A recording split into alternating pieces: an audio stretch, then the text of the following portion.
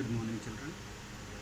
Yesterday we have discussed about refraction by curved surface, and we derived an equation to calculate the object distance and image distance and relation with the radius of curvature when the light is refracted by curved surface.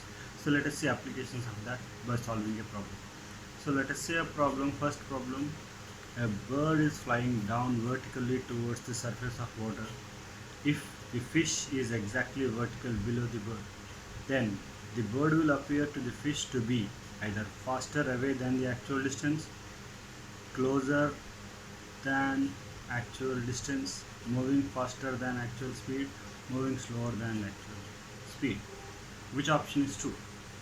So if we make this into a picture, then let me take this is a fish which is present in the water, and this is a bird which is present in the air, and this is the distance from surface of water to the bird, nothing but object distance. And let me consider this is the image. If that is the image, then the distance from the water to the image is image distance v. Right, now the fish is looking the bird, nothing but the light ray is coming from bird to fish. So this is the direction of the light ray. The direction of incident ray is this. So object distance is taken as minus u and image distance also taken as minus u. Let us substitute. Let us use the equation which we have derived in the previous class.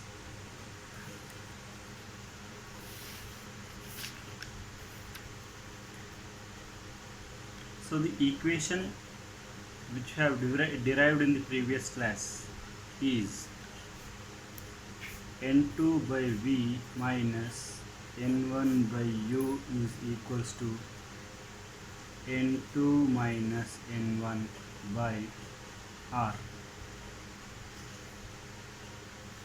Okay, now here r is the radius of curvature, but here the water level is a plane surface. As the water is a plane surface, I can't take the radius of curvature, but for a plane surface, radius of curvature is taken as infinite. So from that, r is equals to infinite. If r is infinite, then 1 by r is equals to 0. Therefore I get n2 minus n1 by r equals to 0. From these we get the equation n2 by v minus n1 by u equal to 0.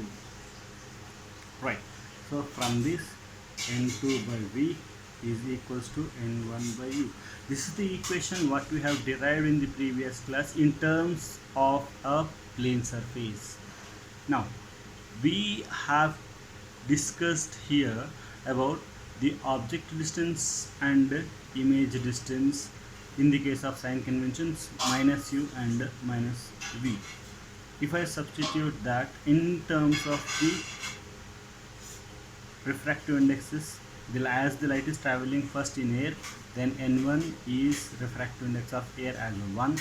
Therefore n1 is equals to 1 and n2 is refractive index of water as n, and object distance minus u, image distance minus v. Therefore the equation will become n2 is nothing but n by v is equals to n1, nothing but 1 by u. So it is minus u and minus v, minus and minus, and it gets cancelled. So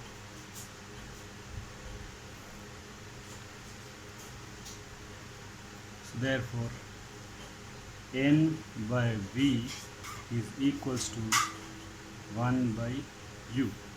So by cross multiplication I get v is equals to n into u. From this relation I can say v is a multiple of a number with object distance. So definitely if the n value is more than 1, then image distance is more than object distance. So I can write V is greater than U. So nothing but image formed is away than the original position of object of the bird. Therefore, from the questions, I can write it is further away than its actual distance is the correct option in the case of the position. But in the case of the speed, now it is already away from the original position. Right, now the fish don't know whether it is traveling actual distance or appearance distance.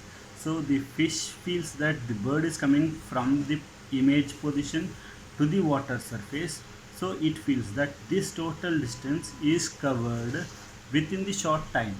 Actually it is not traveling this much, it is traveling less.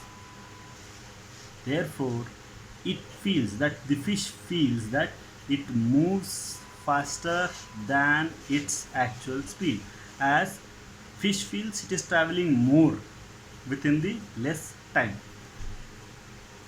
So option A and option C both are correct for the given question.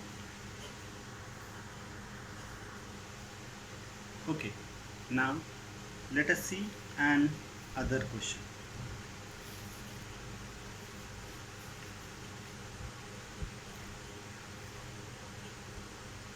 A transparent sphere of radius r and refractive index n is kept in air. At what distance from the surface of the sphere should a point object be placed on the principal axis so as to form a real image at the same distance from the second surface of the sphere? So if we draw a diagram for this, then a sphere. So this is a sphere, sphere of refractive index n and a principal axis right. So according to the question, at what distance from the surface of the sphere should be a point object to be placed on the principal axis so as to form a real image at the same distance, which indicates that if I take object here, if this distance is something x, then the image, a real image, should form at this point where this distance also should be equal to x, right? So this can be possible if and only if I take a light ray incidence here, and after that it should be traveling parallel to the principal axis, and further again it refract and reaches to the distance of the reaches to the point at the same distance, which indicates that this line should be parallel to the principal axis. So let me take, this is the distance x, and here we'll have a center of curvature, and this is the radius of curvature. Now let me take half of this. This is the first half point. So for this first half point, let us use the equation what we have derived in the previous class, that is n2 by v minus n1 by u is equals to n2 minus n1 by r. Right, now here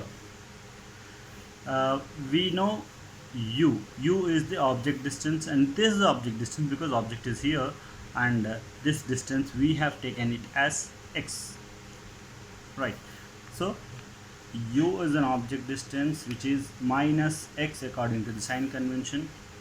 This is the direction of incident ray, so pole to object, so negative, so minus x.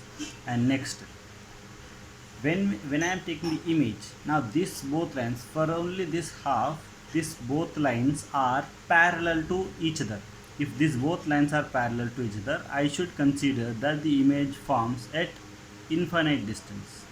So image forms at infinite if the two lines are parallel to each other. Then I can write V is equals to infinite. And now R is already we have described that it is radius of curvature R. Therefore, and here the light first traveling through air, that is n1, then it is entering to the glass where the refractive index is n. Therefore, n1 is 1 and n2 is n, as the refractive index of air is 1. If I substitute that, then I get n2 nothing but n by v is infinite minus n1 is 1 by u is nothing but x, that is minus x, is equals to n2 minus n1 by r. n2 is n minus n1 is 1 by r is radius of curvature r. Now we know already that 1 by infinite equals to 0. Therefore, n by infinite equal to 0. So this term becomes 0. So 0 minus into minus plus 1 by x is equals to n minus 1 by r. So from this equation I can write 1 by x is equals to n minus 1 by r. I can write x is equals to r by n minus 1. Nothing but if I take r is the radius of that sphere and n is the refractive index of the sphere, then the object distance, then this object distance should be n by n minus 1. So if it is n by n minus 1, then the image also forms at same distance as we took object distance.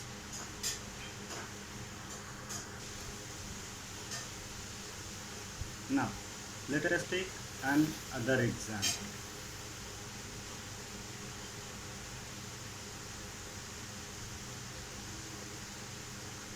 A transparent sphere has a small opaque dot at its center. Does the apparent position of the dot appears to be the same as its actual position when we observe from outside? That is it appears as it is at the same distance, or it appears farther, or it appears closer? So where it appears? So to find that, so let us take a picture. So if this is a picture, at this center here we have a dot, right? Okay, so now, so to find out this, let me take the same equation what we have checked in the previous. n2 by v minus n1 by u is equals to n2 minus n1 by r. Right, so here I need to have the relation of v and u. So by that I can say whether it appears at the same distance, or it appears farther, or it appears closer.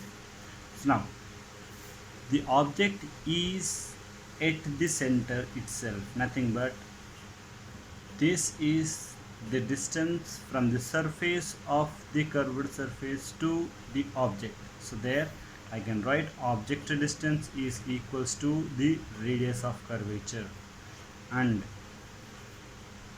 image distance is that what we have to find. Let me take it is equals to v, and radius of curvature is also r, where now here n is the refractive index of this opaque this transparent sphere, nothing but glass sphere, and it is present in air. Therefore n1 is n and n2 is 1. because the light is traveling from dot to outside. So this is n1 and this is n2. That is n1 is equals to n and n2 is equals to 1. So if I substitute these values in this equation, then I get n2 nothing but 1 by n2 by v minus n1 n by u is r is equals to n2 is 1. 1 minus n1 is n by r. So from this 1 by v is equals to, and let me send this to here, then it becomes 1 minus n by r plus n by r. So 1 by v, so 1 by v is equals to it is LCM r, so 1 plus n minus n, so 1 actually it is minus and it is plus, so this gets cancelled, so it is equals to 1 by r. So 1 by v is equals to 1 by r, so v is equals to r. So here I can say v is equals to r indicates image also appears at the same position, which indicates that it appears at the same as actual position. It doesn't appear farther or it doesn't appear closer. It appears as its actual position only.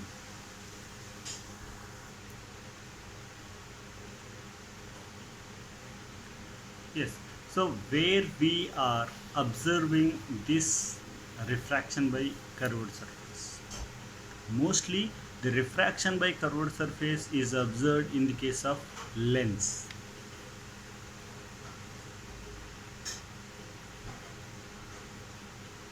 So maybe we have seen the lens in different situations, like our friend may had spectacles, which is example of a lens, and you might have used magnifying glass while playing, so that magnifying glass is also a lens. But what is the basic definition of the lens? According to the definition of the lens, I can say that if the transparent medium, if a transparent medium bounded by two curved surfaces, either maybe a concave surface or maybe a convex surface. So if a transparent medium bounded by two curved surfaces, so this is one curved surface and this is another curved surface. In this both, if I have a transparent medium, then this can be considered as a lens. So any curved surface, maybe a concave surface or maybe a convex surface, or one concave, one convex, or one concave, one plane surface. So based on that, I can say all of these are lenses, because these are bounding a medium. So if two curved surfaces are one curved surface and one plane surface is bounding a medium, then I can say it is a lens. So lens is a medium bounded by two surfaces. So in that two surfaces, at least one surface should be a curved surface, right? So based on this definition, I can say we have two surfaces. So we have two types of spherical surfaces, curved surfaces, concave surface and convex surface. Based on those, we have different lenses. So here this is a convex surface, this is also a convex surface. So two convex surfaces are bounding the medium, so by that it's making a lens, which is double convex lens or biconvex lens. By nothing but two. So biconvex, as both the surfaces are convex surfaces only. If it is bounded by one convex surface, another one is a plane surface. So this type of lens is called plano convex lens.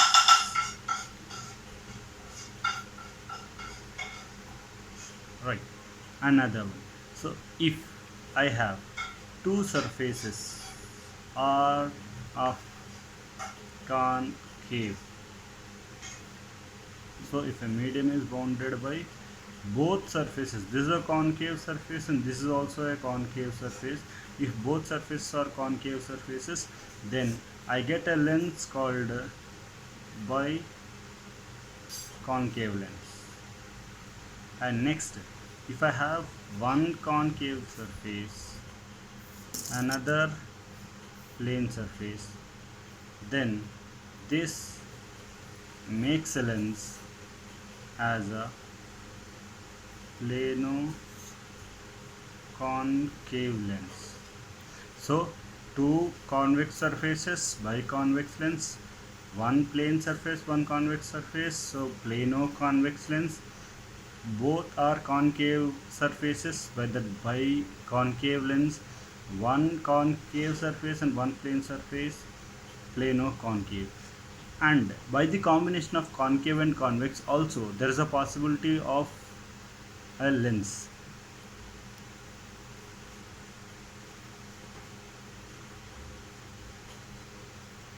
Yeah, so here we have a concave surface and a convex surface. So this kind of lens is called concavo convex lens. So these are the different lenses which we find around us. So they are used in different situations.